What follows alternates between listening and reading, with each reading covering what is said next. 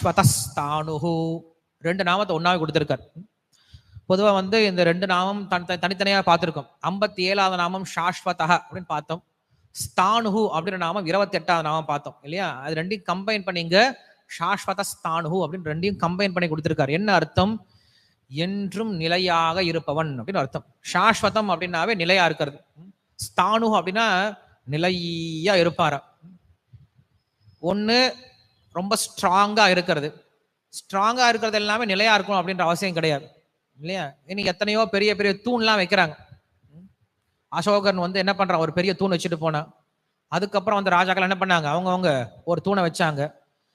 இப்ப இருக்கவங்க என்ன பண்றாங்க? அப்ப இருக்கவங்க எல்லாம் இறந்ததுக்கு அப்புறம் ஒருத்தருக்கு தூண் வச்சாங்க. இப்ப இருக்கவங்க என்ன பண்றான்? உயிரோடு இருக்கும் போது அவனுக்கே தூண் வச்சுக்கிறான். நான் உயிரோடு இருக்கும் போதே எல்லாத்தையும் பார்த்துட்டு செத்து போயிடணும், என் சமாதி உள்பட இல்லையா? ஏன்னா என் சமாதி வச்சுட்ட பின்னாடி நான் என் சமாதியை பார்க்க முடியாது. என் சமாதியும் நானும் பார்க்கணும். நான் தான் என்னோட சமாதியை அனுபவிக்கணும்னு சொல்லிட்டு என்ன பண்றாங்க? சமாதியை வச்சுட்டு என்ன பண்றான்? ஒவ்வொருத்தரும் போயிடுறான். இன்னைக்கு அந்த சமாதி இவன் ஒருத்தன் தூண் வைக்கிறான்னா அடுத்தவன் ஒருத்தன் வருவான். அவன் என்ன பண்றான்? அதை தூக்குடான்னு சொல்லுவான். இவன் ஒரு ஆஃபீஸ்ல இவன் போட்டோ வைப்பான். அடுத்த அவன் போட்டோவை தூக்குடான்பான். அப்புறம் இவன் பஸ்ல இவன் பேரெல்லாம் எழுதி வைப்பான். அடுத்த அந்த பஸ்ல இருந்து பேர்லாம் அழிடான்னு சொல்லுவான். இவன் என்ன பண்ணுவான்? பேக்ல ஸ்டிக்கர் ஒட்டி வைப்பான். அடுத்த அந்த ஸ்டிக்கரை கிழிச்சு போடுவான் இல்லையா? ஸோ இப்படி கிடையாது.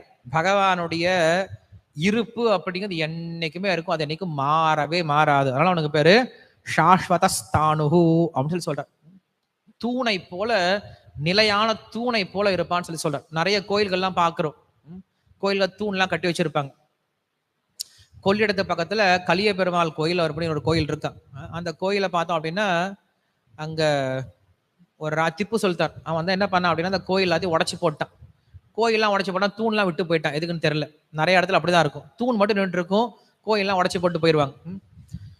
அப்படி தூண் மட்டும் நின்று இருக்கா. அந்த கோயில் என்ன பண்ணுவாங்கன்னா தூணுக்கு தான் எல்லா பூஜையும் பண்ணுவாங்க. தூணுக்கே என்ன பண்ணாங்க? மஞ்சள் எல்லாம் பூசி அதுக்கே ஒரு மாலையெல்லாம் போட்டு அதுக்கே ஆராதனைலாம் பண்ணுவாங்க. ஸோ அப்படி கோயிலை வேணா உடைக்கலாமே தவிர எதை உடைக்க முடியாது? பகவானை யாரும் உடைக்க முடியாது. ஏன்? பகவான் எப்படி இருப்பாரு?